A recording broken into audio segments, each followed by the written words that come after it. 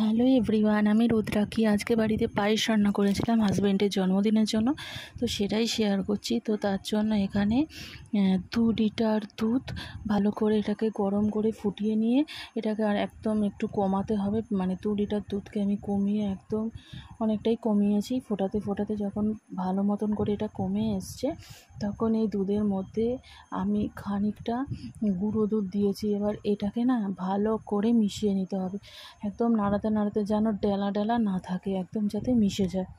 তো ভালো মতন করে আমি নাড়াচাড়া করে নিচ্ছি, কারণ না তো ডেলা ডেলা থেকে যেতে পারে। আর এটা কিন্তু কন্টিনিউয়াসলি নাড়িয়ে যেতে হবে, ঠিক আছে, ক্রমাগত।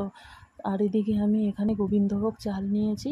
এখানে 100 গ্রাম গোবিন্দভোগ চাল আছে। এটাকে ভালো মতন করে জলে ধুয়ে নিয়েছি, অনেকবার জল বদলে বদলে ধুয়েছি। ধুয়ে নেওয়ার পর এবার আমি ওই গরম দুধটার মধ্যে চালটাকে দিয়ে দিয়েছি। চালটা দিয়ে এবার খানিকক্ষণ নাড়িয়ে দিচ্ছি। নাড়াচাড়া করার পর এবার এই চালটা এখানে সেদ্ধ হবে। যতক্ষণ না চালটা সেদ্ধ হচ্ছে ততক্ষণ কিন্তু চিনি দেওয়া যাবে না। চিনি বা মিছরি যাই আর কি, যেটা দিয়েই করবে আর কি, কিছুই দেওয়া যাবে না, তাহলে কিন্তু চালটা সেদ্ধ হবে না।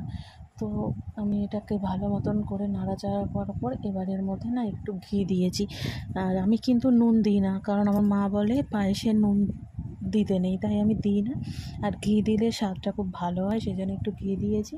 তারপর যখন চালটা সিদ্ধ হয়ে গেছে তখন এটাতে পরিমাণ মতন চিনি দিয়ে দিয়েছি।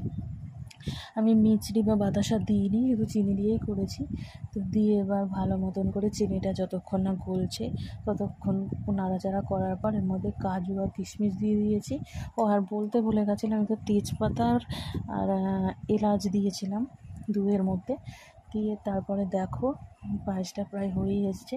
আর একটু নাড়াচাড়া করে নামিয়ে নিলেই কিন্তু আমার এই পায়েসটা রেডি। তোমাদের যদি আমার রেসিপিটা ভালো লেগে থাকে, মানে এরকমভাবে তোমরা একবার খেয়ে দেখতে পারো। আশা করি ভালো লাগবে।